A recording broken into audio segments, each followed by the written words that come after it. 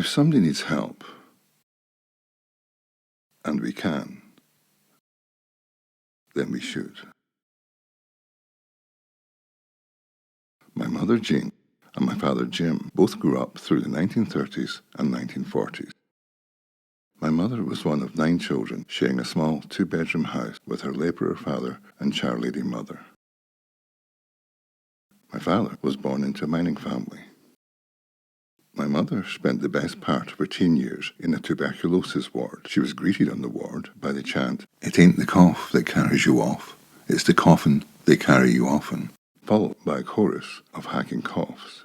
She survived, but many others didn't.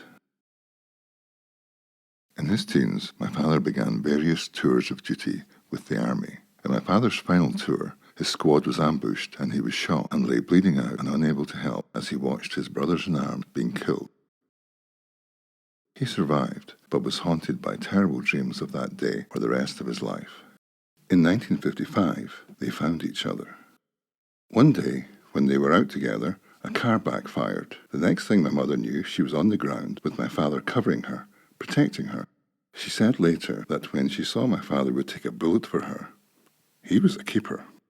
In 1960, they married, vowing to work hard and care for each other for the rest of their lives. And they were always there for others in their time of need. They believed that if somebody needs help, and you can, then you should. Over the next 5 decades, and through all the ups and downs of life, they were loving, hard-working, and kind. They planned to share adventures together and to see the world when they retired. Near retirement, my father was in a bad accident that seriously compromised mobility and left him in constant, terrible pain. An operation had to be curtailed when he nearly died in a table. A heart problem was discovered. And so, my mother retired early to look after him. But then my mum developed cancer, non-Hodgkin's lymphoma. She beat the cancer, although the treatment was punishing. Then it returned. We were advised she wouldn't survive a second time, but she did. At one point she was put into induced coma, but the drugs caused terrifying nightmares while she was unconscious.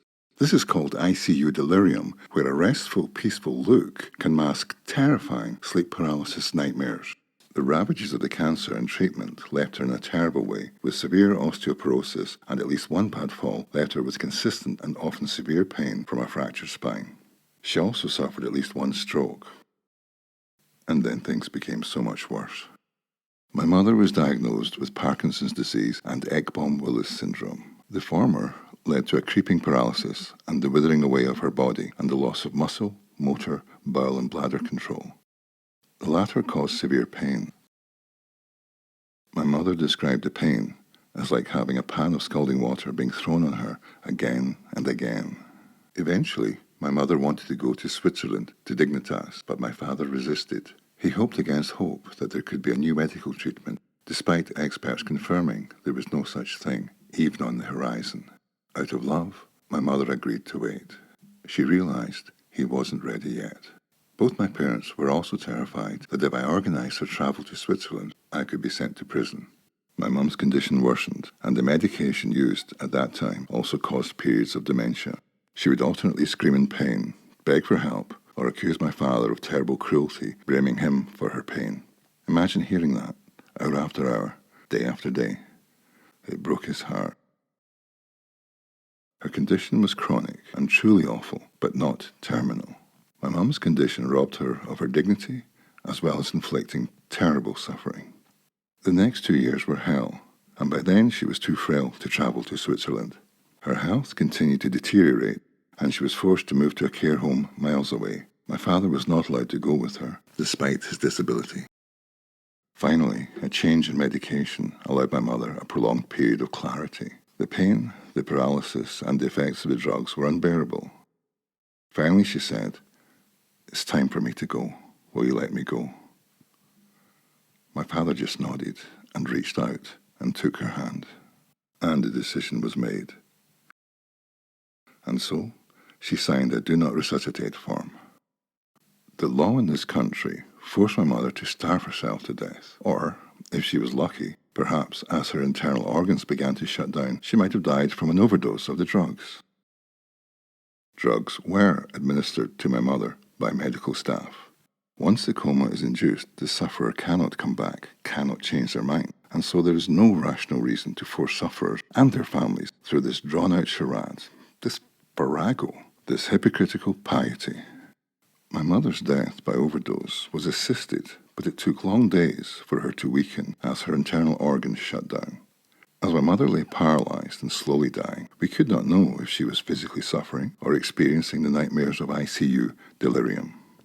Instead of dying quickly, compassionately and painlessly with her friends, neighbours and loved ones at her side, the days that followed inflicted a traumatizing death watch on our family. My father stayed and held my mother's hand throughout, hoping she could perhaps sense that he was there for her to the end. After several days at her bedside, he tried to quickly shower and change clothes. While he was briefly gone, my mother, his wife, died. My father was bereft, believing he had let her down again at the end. He never recovered from that trauma and the feelings of guilt. His heart condition worsened and he died of an aortic aneurysm, dying of a broken heart. Our current law does allow assisted dying, but a very clumsy, cruel version. It forced my mother to starve herself until her organs failed and overdose occurred. She died slowly. This is appalling, not only for sufferers, but also for those who love them. It is a final, unnecessary, drawn-out indignity, a punishment, not a compassionate release. People are living longer, but many of these additional years are spent with serious health conditions. Modern medicine cannot always guarantee living without unbearable suffering. This is not just my parents' story. If not already, in the years to come, you, or somebody you love dearly, will experience poor health and suffering that medicine simply cannot alleviate. Sometimes, no matter how much love, how much caring, how much technology, or how much medicine there is, it's just not enough. What choice do you want those you love to have? The current law is inflicting needless suffering on decent people in this country and onto those who love them. Denying a suffering person a fully compassionate choice is the very opposite of respect, dignity, protection, and choice. We already have a system of assisted dying in this country. It causes terrible, unnecessary suffering and is cruelty masquerading as piety. Assisted dying already works effectively around the world. To claim that we are incapable of creating a well-regulated and compassionate system in this country is nonsense. We are a nation of innovators. We can create a gold standard, well-regulated and compassionate system for assisted dying. We can do that. It's time to put in place a system that works properly on the basis of compassion, dignity, and choice. It's time to stop turning a blind eye to unnecessary suffering.